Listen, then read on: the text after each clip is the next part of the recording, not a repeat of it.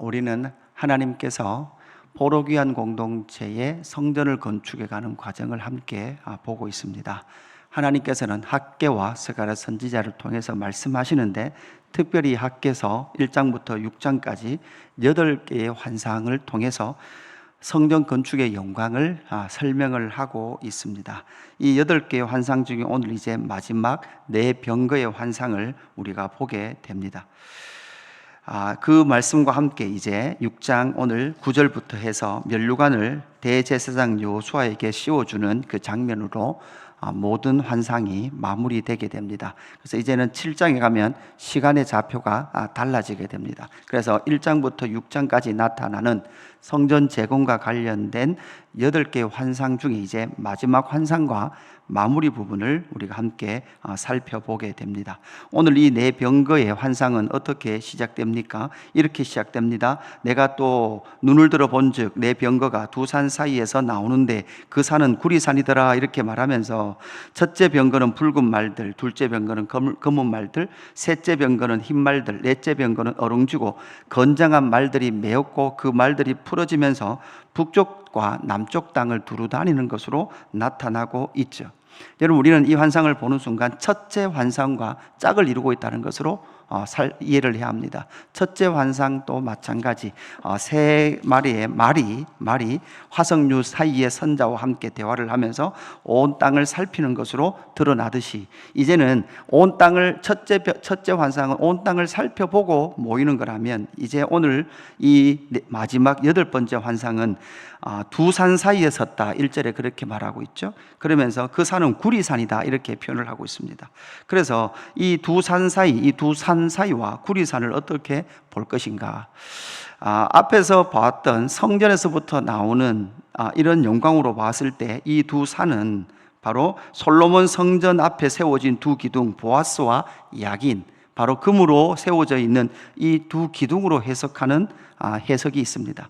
그래서 여기서 구리산이다라고 봤을 때 밤새 환상이 이어지지 않습니까? 그래서 구리산이라고 표현하고 있는 것은 바로 아침에 돋는 해가 이 금에 비치면서 뭐로 보인다? 구리산으로 보이는 것으로 표현하고 있을 수도 있습니다.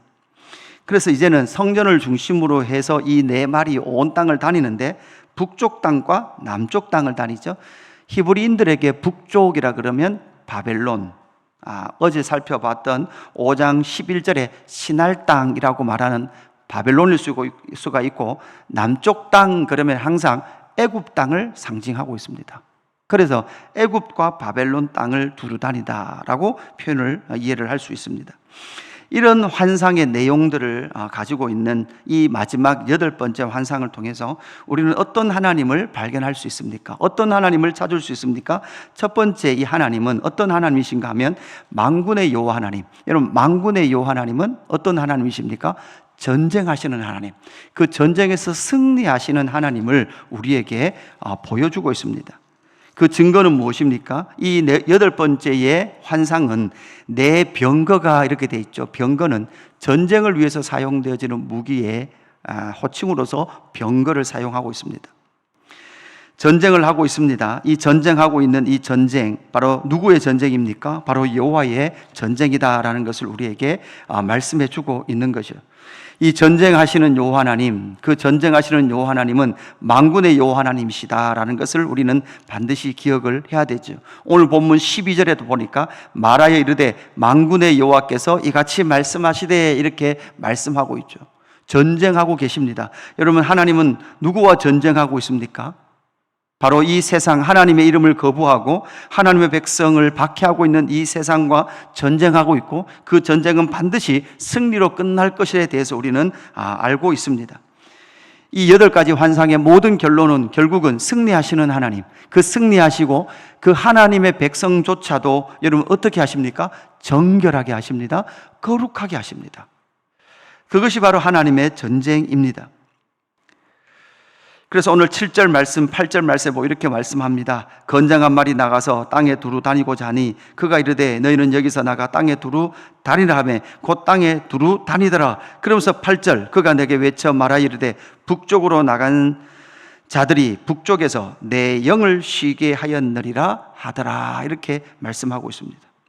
그래서 이건 이중적 해석이 될 수 있죠. 이스라엘 백성들이 바벨론에 포로로 잡혀가서 하나님은 그곳에서 그 백성들을 보호하실 뿐만 아니라 최종날 그 신할 땅, 바로 이 바벨론 땅을 무엇합니까? 심판하시고 반드시 승리하실 것에 대한 것의 선언으로서 이러한 선언이 선포되어지는 것이죠. 만군의 여호와 하나님, 만군의 여호와 하나님은 어떤 하나님이십니까? 반드시 승리하시는 하나님이시다라는 것을 우리에게 보여주고 있습니다.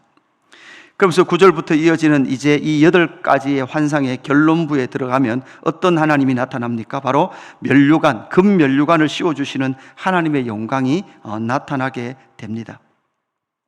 그래서 9절부터 나타나는 이 말씀은 결국 어떤 내용들로 이어집니까? 11절에 보니까 은금을 받아 면류관을 만들어 여호사닥의 아들 대제사장 여호수아의 머리에 씌우고 이렇게 말을 하고 있습니다. 이 8가지 환상에 나오는 대표적인 인물이 어떻게 됩니까? 스룹바벨과 예수아 이렇게 되어 있습니다.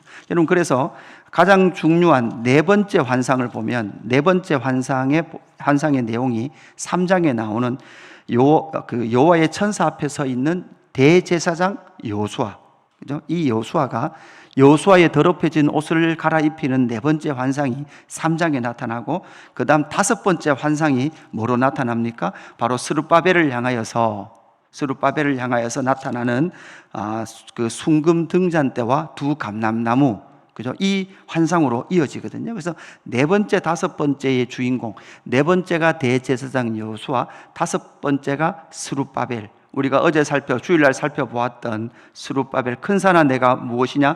내가 스룹바벨 앞에서 평지가 되리라 라고 말씀하셨던 이 4장 6절 7절 말씀의 핵심인 이 바로 대제사장 여호수아와 스룹바벨이 이 환상의 중심 인물이 되는 겁니다. 그러면서 오늘 말씀에 머리에 면류관을 씌워주는데 누구에게? 대제사장 여호수아에게 그 머리에 금 면류관을 씌울 것에 대해서 말씀하고 있는 겁니다. 그래서 우리는 이 환상을 통해서 하나님께서 두 증인 스룹바벨과 예수아를 통해서 무너진 성전을 무엇하십니까? 재건하십니다. 무너진 성전을 재건하시고 그 무너진 성전, 재건된 성전을 통하여서 하나님께서 통치하신다라는 것을 말씀해 주고 있죠. 이 성전이 재건된다는 것은 건물만 재건된다는 의미가 아니라 하나님께서 뭐 하십니까? 통치하십니다. 통치하시는 하나님의 통치와 하나님의 나라를 회복해 가는데 이 두 증인의 이런 무엇으로 나타나죠? 연합으로 나타납니다. 이 두 사람의 연합을 통해서 하나님의 성전을 지어져 가게 하시고, 지어진 성전을 통하여서 하나님은 하나님의 나라 백성들을 통치해 가시는 것이죠. 이것이 바로 두 사람의 영광, 두 증인의 영광으로 나타나고 있는 겁니다. 우리가 성령 충만, 그 기름 부으심을 받아야 되는 이유가 무엇입니까? 그것은 바로 하나님의 나라, 주님의 성전으로 지어져 가기 위함입니다. 이 온 땅의 주의 성전의 영광과 하나님의 통치의 영광을 나타내기 위해서 우리는 바로 성령 충만과 성령의 기름 부으심을 받아야 되는 거죠. 그래서 하나님의 영광을 이 땅 가운데 나타내고, 그 이 면류관은 어떤 이미지를 함께 포함하고 있습니까? 최종적인 종말론적 승리의 영광을 함께 예표하고 있는 거죠. 이 제2성전 스룹바벨 성전, 예수님 오시기 400년 전경에 재건된 이 성전 건축으로서의 완성이 아니라, 이러한 면류관은 최종적 종말론적 승리의 면류관으로 성도들에게, 그리고 그 증인으로 살았던 자들에게 주어진다라는 것을 우리는 반드시 기억을 해야 합니다. 그래서 우리는 이 땅에 주님의 성전으로 지어져 가는 그러한 삶을 살아갈 때 이 최종적 면류관 역시 우리에게 씌워주시리라 라는 믿음을 가지게 되는 거죠. 만군의 여호와 하나님, 금 면류관을 씌워주시는 하나님이시라면 또 마지막 어떤 하나님의 모습을 보게 됩니까? 싹을 준비하시는 하나님의 모습을 보게 됩니다. 오늘 12절 말씀 뭐라고 기록하고 있습니까? 말하여 이르기를 만군의 여호와께서 이같이 말씀하시되 보라, 싹이라 이름하는 사람이 자기 곳에서 돋아나서 여호와의 전을 건축하리라, 이렇게 말씀하고 있습니다. 그래서 여기서 싹이라고 말하는 이 싹은 바로 여호수아와 스룹바벨과 예수아로 볼 수 있겠죠. 그런데 여기서 보면 보라, 싹이라 이름한다 이렇게 되어 있습니다. 여러분, 싹입니다. 큰 기둥이나 좋은 제목이 아니라 여러분 뭐로부터 시작해요? 싹으로부터 시작해요. 이것이 바로 하나님의 나라의 특징이죠. 이미 4장 8절에서도 그렇게 기록을 하고 3장 8절이죠. 3장 8절에도 보면 대제사장 여호수아의 옷을 정결하게 하시는 장면에서도 3장 8절에 대제사장 여호수아야 너와 내 앞에 앉은 내 동료들은 내 말을 들을 것이니라 이들은 예표의 사람들이라 내가 내 종 싹을 나게 하리라 이렇게 말씀하면서 바로 이 대제사장 여호수아는 예표의 사람이고 또한 이도 싹일 뿐만 아니라 이 싹의 완성은 누구를 말하고 있습니까? 바로 연한 순 같은 누구? 메시아, 예수 그리스도를 예표하고 있다는 것을 우리는 잘 알고 있습니다. 그래서 이 대제사장 여호수아와 스룹바벨 역시도 큰 제목이나 아주 쓰기 좋은 나무를 의미하는 것이 아니라 연한 싹과 같이 나서 사람의 힘으로 그러한 일을 하는 것이 아니라 바로 하나님의 영광으로 그 일을 감당하게 될 것이다 라는 이 당시의 말씀일 뿐만 아니라 우리에게 적용해보면 메시아로 적용해보면 예수님은 어떤 분이십니까? 예수님은 이 세상에서 말하는 그런 제국의 왕의 모습이 아닙니다. 그는 겸손하셔서 어떤 분이십니까? 나귀를 타신 분입니다. 우리가 생각하는 멋진 제국의 왕이 황제가 아니라 바로 고운 모양도 없고 흠모한 모양도 없는 바로 연약한 싹으로 나셔서 바로 이 땅 가운데 평화, 참 샬롬을 주시기 위해 오신 분이 바로 예수 그리스도다라는 것을 우리에게 보여주고 있는 말씀입니다. 13절에 뭐라고 말씀합니까? 그가 여호와의 전을 건축하고 영광도 없고 그 자리에 앉아서 다스릴 것이요 또 제사장이 자기의 자리에 있으리니 이 둘 사이에 평화의 의논이 있으리라 하셨다고 이렇게 말씀하고 있습니다. 결국은 여러분 이 말씀을 우리 시대에 적용해 보면 참 성전의 주인 되신 예수 그리스도와 왕 같은 제사장들, 저와 여러분들, 저와 여러분이 누구를 통하여 이 평화를 의논합니까? 바로 보좌에 앉아서 통치하시는 여호와 하나님과 그 우편에 앉아 계신 어린 양 예수 그리스도를 통하여 우리는 무엇을 선언할 수 있습니까? 샬롬, 평화를 선언할 수 있습니다. 오늘 이 하루 우리는 누구로부터 평화를 맛보아야 합니까? 삶에 어떤 문제가 없이 그냥 평안함을 통하여 우리는 평화를 누리는 것이 아닙니다. 내 삶이 어떻게 흔들릴지라도 오직 예수 그리스도, 바로 이 평화의 왕으로 오신 예수 그리스도를 통하여서 우리는 오늘 이 하루도 샬롬을 누리게 될 줄로 믿습니다. 여러분 예수 그리스도를 붙드십시오. 그 예수 그리스도는 싹이십니다. 이 세상에 어떠한 좋은 제목, 황제의 모습이 아니라 연약한 모습으로 오신 예수 그리스도를 통하여 이 땅 가운데 우리에게 주신 참 평화를 얻고 누리는 오늘 이 하루가 되기를 주님의 이름으로 축복합니다. 하나님 아버지 감사합니다. 스가랴서에 나타난 8가지 환상의 마지막 부분, 온 땅을 두루다니면 그 병거 가운데 온 땅을 살피시며 전투하시는 하나님의 모습, 승리하시는 하나님의 모습을 오늘 말씀을 통해서 만납니다.